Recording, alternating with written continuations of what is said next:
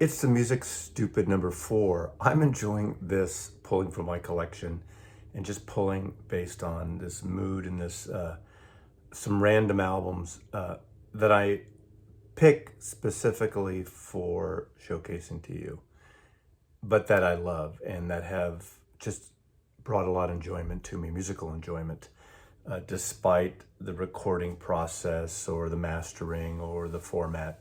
So I decided today to dive into my jazz collection, but my compact disc jazz collection. I first got into jazz myself in terms of buying my first jazz record, Miles Davis' Bitches Brew, which I didn't quite get right away. And then things changed after that, and I got into it a little more later. And then a CTI record in '72, which was Cherry by Stanley Turrentine and Milt Jackson on Vibes. And so what I like about these dozen or so CDs mostly are box sets and special packages. And this is one area where the CD format really excelled as far as I'm concerned, not only in the design and the massiveness of some of these collections, but the overviews, the content of some of these great artists, packaging them together with some great liner notes, with some great essays, and of course, wonderful photographs and design. And this is, to me, amongst the best education I ever got on jazz, aside from being fortunate enough to go to the Keystone Corner, mostly, that great jazz club in the 70s in San Francisco, and seeing a lot of what we now see as legends. Even then, they were legends at the time, whether it's Art Blakey and Dexter Gordon and Bill Evans and Joe Henderson. I mean, so many. I even saw Miles with New Riders of the Purple Sage opening up for him, which was a little strange. Actually, the opposite. He opened up for the New Riders at Frost Amphitheater at Stanford University. So let's get right into this, no particular order, but a handful of these really kind of start at the beginning of jazz, beginning of modern jazz. And I want to show this one first. And Louis Armstrong, to me, is one of the inventors of modern jazz, one of the inventors of jazz music in general. And this collection, the complete Hot 5 and Hot 7 recordings, are from the 1920s. Recordings that would come out on 78s, recorded acoustically and then electronically, without microphones, and then with microphones. That's a whole other story there. And in a way, the Hot 5 was the first great quintet, and it was Louis Armstrong here. And these recordings were mostly done in Chicago, I believe, for OK Records, that later on would be bought out by Columbia Records and have been reissued, over the years through Columbia, and most recently, or last, say, 30 years, Columbia Legacy, this reissue label, part of Columbia. This fantastic book brings together all the complete Hot 5 and Hot 7 recordings that bring on sort of traditional jazz to a point, modern jazz, New Orleans jazz, mixed with the blues. Really wonderfully annotated with great essays, showcasing all the musicians Louis played with, and track by track listings. I want to start off with this great set by Louis Armstrong. Another of the sort of the legends of modern jazz is the great piano player Bud Powell. And Bud Powell recorded these dates for Verve in the mid 1950s. Verve, of course, was the label that Norman Granz originally started for an act he was managing, that was Ella Fitzgerald. But the great piano playing of Bud Powell has those recordings. Unfortunately, he died in his 40s, fairly young. He had some drug and mental issues. But again, these essays really tell the story of the artist, so you're able to read along as you delve into the music. These series of Verve recordings a lot of times will have various takes, sometimes stops and starts. All of this is more complete than some of the Verve issues, and it really gets into the entire story and the artists he worked with Dizzy Gillespie and Thelonious Monk and many others. So what a great, great album set, compact disc set this is. Bud Powell on Verve. Love it. This is one of the most intense, huge, massive in scope sets, well, massive in material. And this is, I think, 18 CDs worth. That's a lot. This is the complete Capitol recordings of the Nat King Cole trio. Again, another of my very favorite piano players, but piano vocalists. Obviously, Nat Cole came from jazz over, kind of straddles between jazz and pop music with his song stylings, especially in his years for Capitol Records. Mosaic is the label Michael Cascuna started, who for a number of years in the 70s into the 80s ran Blue Note Records. I could get my dates, might have my dates wrong there, but Cascuna was the head of Blue Note and put this label together. Now, most of Mosaic, I think they emphasized they were in the CD era for the most part, although early on they did release box sets on vinyl. And I was in my kind of vinyl hiatus when this came out, but I would say, you know, hour for hour, I've probably played this more than almost any jazz series of my collection. In my office in San Francisco when we used to work, I used to put these on random on the 5-disc changer and just let them play all day for multi-days in a row. It's so good. You got every you know, take in a way of Sweet Lorraine and Route 66 and God, so many other great songs. Jumpin' at the Capitol, Straighten Up and Fly Right. A lot of songs you've heard in every single take, and that trio is just really stunning. Now, I lusted for years. They did do a vinyl box of this, 27 LPs. Can you imagine that? Yeah, I can imagine it. And I kind of wanted it, but of course, I mean, do you really need this on 27 LPs? And the bittersweet thing is I have it now because my buddy who died last year, Coleman, he had a copy of the vinyl box of this. So from the Coleman collection, it now resides in my collection. But this is one of the most amazing sets I own. And some may say, oh, that's too much Nat Cole. I don't think so. If you like someone like this, if you're all in, you're all in. Not everyone's all in, and I get that. You might want just a comp. Now, I got quite a few piano players here, I realize, and amongst my other favorites, several favorites here, Bill Evans. Now, Bill Evans, one would argue, did his best material for Riverside, and if you can get a hold of that on vinyl, that huge, over-the-top, beautiful double 45 acoustic sound, Analog Productions vinyl box that they're going to reissue for $900. Whoa. But you can go with compact discs. Skip from the 50s, early 60s to the mid 60s or so. And Bill Evans does a series of albums for Verve Records. This is one of the wackiest box sets. Now, again, this is about the music. It's the music stupid. That's the whole theme of these, but you can't argue that it's the box set stupid, and it's this is crazy. You get away from this. Now, one would say, well, then I can just download it digitally. All the power to you. If you just want the music, just get the music. This is one of the craziest box sets I own on compact disc, and this is the complete Bill Evans Verve recordings. This is the original version, how it came out in this metal container, this metal box that was meant to patina, meant to rust over time. And, rust never sleeps. And certainly in this case, you need a tetanus shot before you open this set. It was reissued later without the metal tin as a normal, my best cardboard, paper-covered box set. And in the mid-50s, he recorded for Verve after that great work he did for Riverside. And of course, after he worked with Miles Davis on Kinda Blue. This set,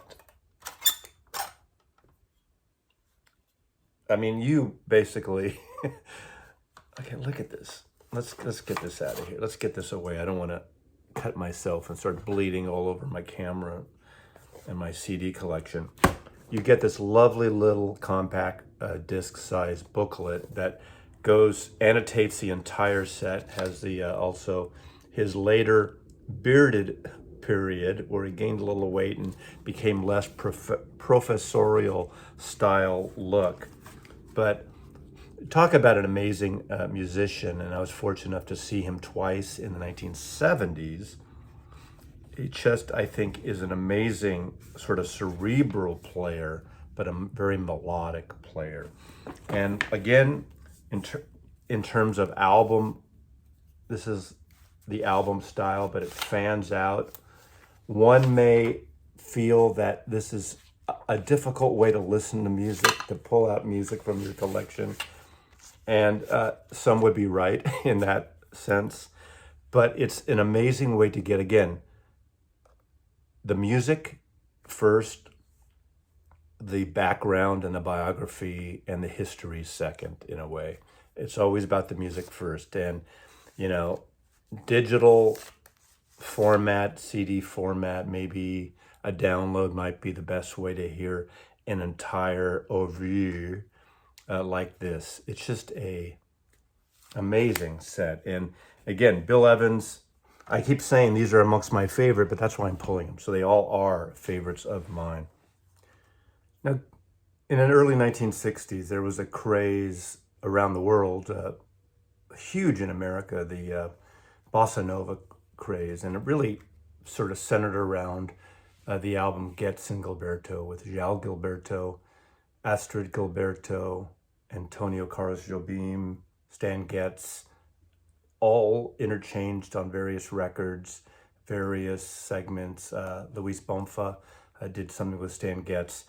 This is a really interesting collection. This is a 3 CD collection. Again, another Verve reissue. And this is an interesting, almost like an origami style set with these origami style folders. Again, some may say, well, that's a little too frou-frou for me. It's about the music, Mazzy, right? True. This also, you know, artistically, it's a lovely set. In a way, as I said, Japanese stylings, in a way, almost not really Brazilian. Antonio Carlos Jobim, Brazilian piano player, composer, guitar player, plays a little of everything and a great arranger. This set, comprises of 3 CDs, 1 songs, some again with Stan Getz, so you get the vocals with him and with Astrid Gilberto and the instrumental side, and there's a 3rd disc of other artists covering his material. And it's a lovely, lovely set for that bossa nova stylings, the cocktail nights. And this is also a beautiful way to get into jazz, to dip your toe into something jazzy. It's a very pop-like, very Brazilian pop. And, you know, the Portuguese language is so sensual and so beautiful. So this is another one that I adore, highly recommended. Switching up things again, let's talk about Miles Davis. Miles Davis on compact disc in my collection. I have CDs of the main mono box set. I have some individual of the official bootleg series. Very much like Bob Dylan, Columbia Legacy has put out a series of unreleased material. But they also put out this great series that were sort of nicknamed the Metal Spine series. Having said that, they're not all Metal Spine, and this one is not Metal Spine. This is number 5 in the series, and this is the Complete in a Silent Way sessions. This is just several months of recordings from 1968, and this is a very transitional period with the end of the second quintet with the great Herbie Hancock and Ron Carter and, of course, Tony Williams and Wayne Shorter, and he moves into this moodiness of rock. I mean, Miles Davis was listening to Sly Stone and James Brown, and he started doing this sort of fusion, funky, jammy thing where there was the basis of a song, but it got away somewhat of the standards. And again, more originals too. Joe Zawinul is brought in, and Joe Zawinul is an amazing keyboard player, electronic. he would go on in the 1970s to form and be one of the leaders of Weather Report with Wayne Shorter. John McLaughlin is on this. It is every outtake, every version of the pieces that would be on In a Silent Way. In a Silent Way is probably, depending on the mood, my favorite Miles Davis album. You got Dave Holland also, Chick Corea, Jack DeJohnette, and of course I said John McLaughlin. So you have this really bit of just exuberant fusion and intense at times, and it stutters along at times, and then it smooths out and gets in a little bit of a, psychedelic, funky offerings. And this is a fantastic collection. Is it my favorite? The Bitches Brew complete metal spine box set is beyond amazing. And when I got that, I thought, oh, how much of this do I need? And I would play that in my office over and over again. Of course, I was working. It was, in a way, background to a point, but there's something just, blasting that also at home and turning that up and letting those CDs play. And again, this is the kind of thing, I don't think I'd want this on, multiple vinyl albums. This is perfect for the compact disc format.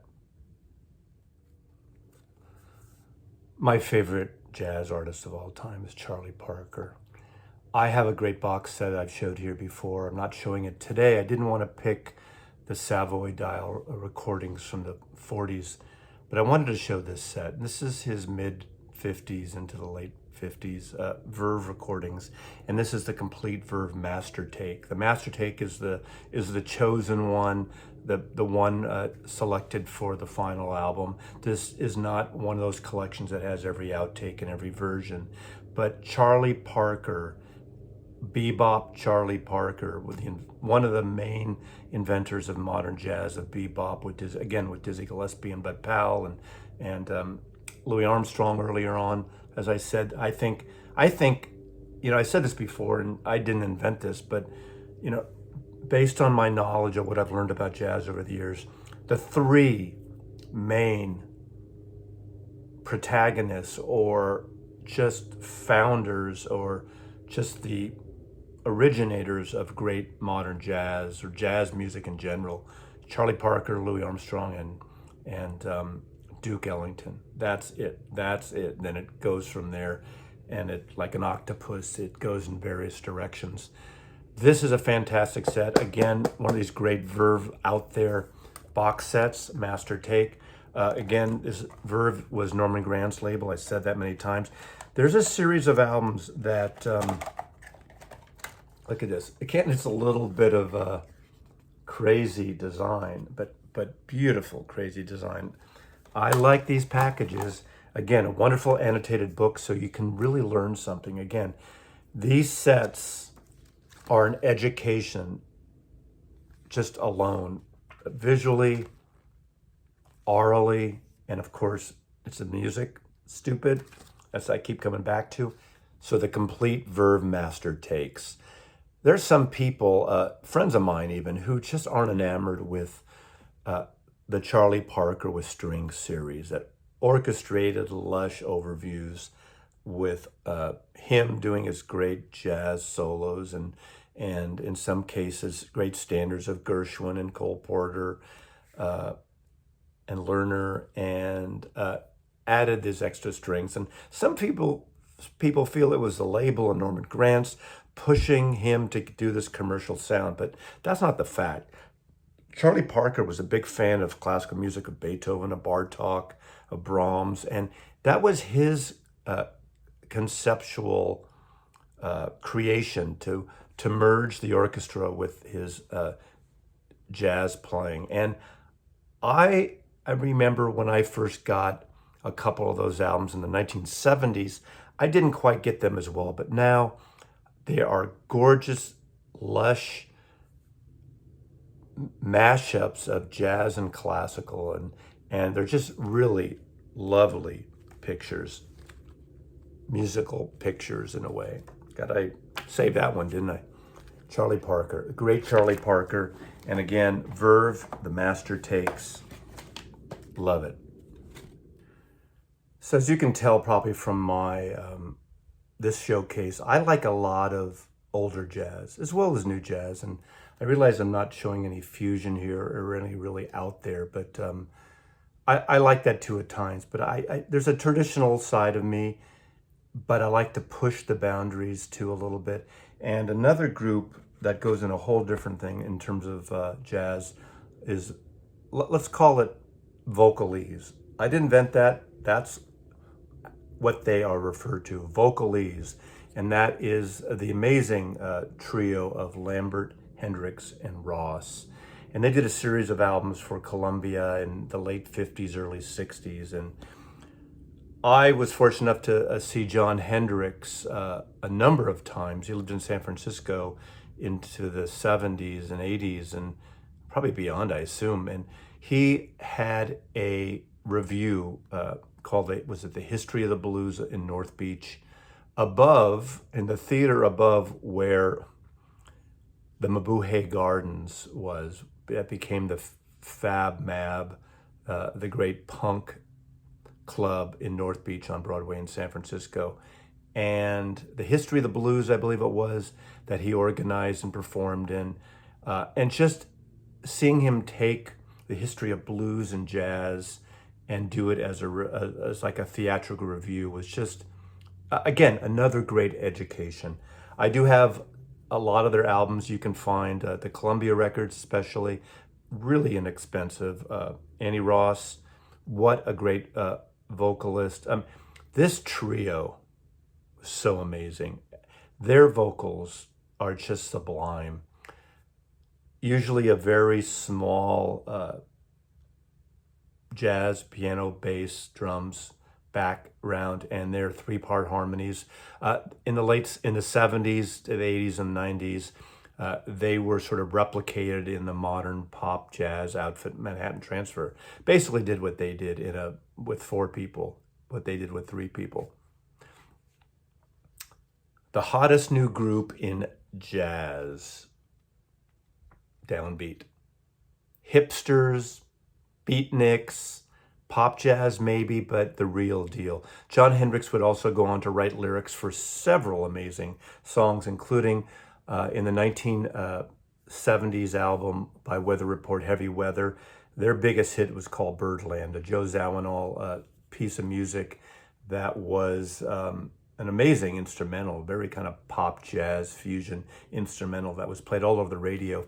John Hendricks would write lyrics for it, and Manhattan Transfer would record it. So I think he actually also wrote lyrics to the great piece of music Caravan, the great jazz classic. So Lambert, Hendricks, and Ross. Now this contains, I believe, 3 of their Columbia records.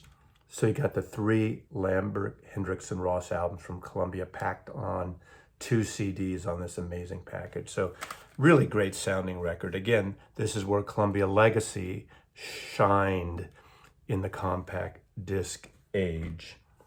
Going back to Mosaic, the Michael Kuskuna label, beautiful black and white issues. And these records, 6 CDs. And this is Django Reinhardt, the complete Django Reinhardt, and the Quintet of the Hot Club of France. Swing HMV Sessions, 1938 to 1948. The great gypsy guitar player, amongst my favorite guitar players, along with Ry Cooder and several others.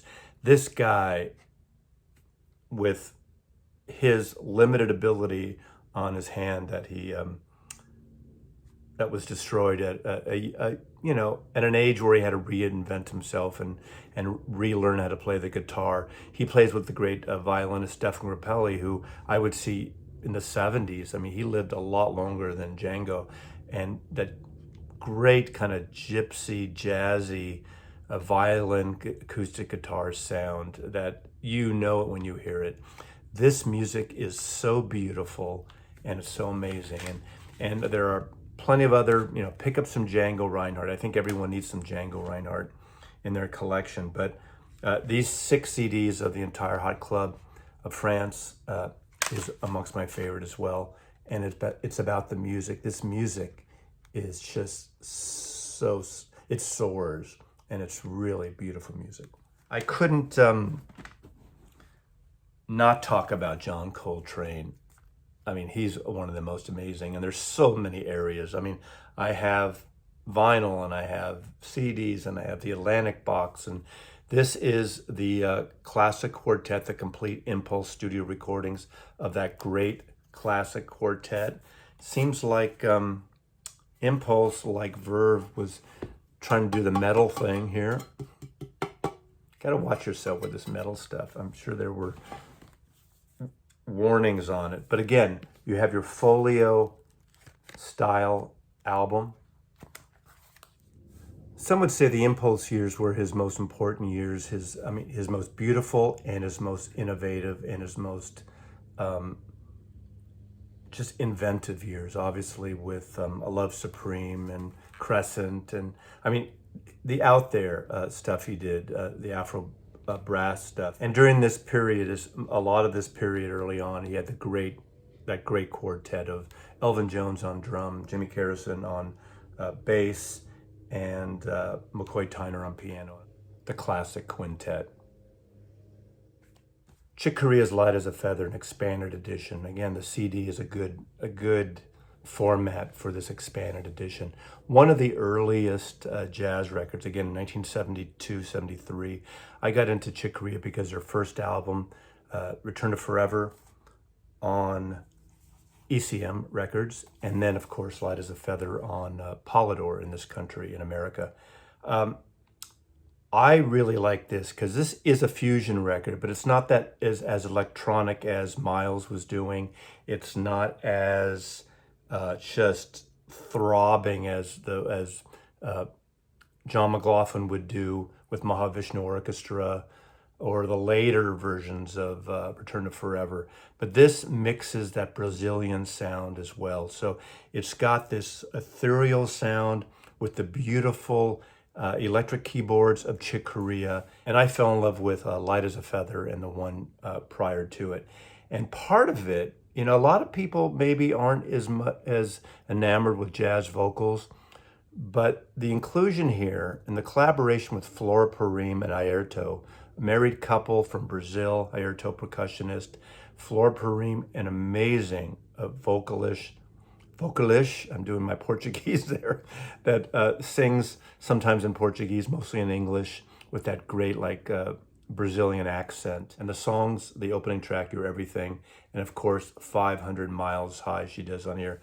They soar. And the piano, the electric piano of Chick Corea on here, bass playing of Stanley Clarke on here, the Joe Farrell on flutes and sax. Really a fantastic package. It expands with a live set as well. And just amongst my favorite earliest exploration into jazz in the early 70s. Really loved that. I was able to see Chick Corea around this time several times. I saw Flora and Airto in Berkeley as soon as I got out of prison. They were in prison for some drug situations, and they did a fabulous show at the Zellerbach Auditorium in Berkeley, mid to like it's 77, 78 maybe. Just a wonderful exploration and a wonderful set. Love this record. And lastly, another one of my very favorite artists, and not just because he wears amazing hats, and of course he was the king of the pork pie hat. Look at that, and that's Lester Young.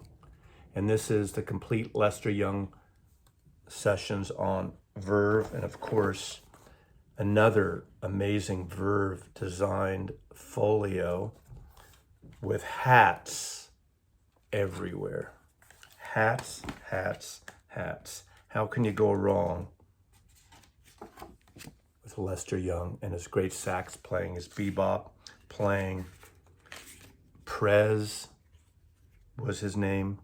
I would say of this period, my two favorite sax players, this is pre-Coltrane, would be Lester Young and Ben Webster. Ben Webster has more of a I want to say a throatier sax sound. You hear the air blowing through that reed with more so, I think, with Ben Webster. So I hope I gave you a little taste of some jazz artists to explore. If you're not into jazz, you're new to it. Some of these are more accessible than others, but dive in and stream or listen to them on YouTube, wherever, to get a sense, and then dive in and buy some physical product. We like physical product, but it doesn't matter really what format. Like the music, enjoy the music. This is all great music. Thanks for watching. My hat tips off to these musicians, and it's the music stupid. Mazzy loves you.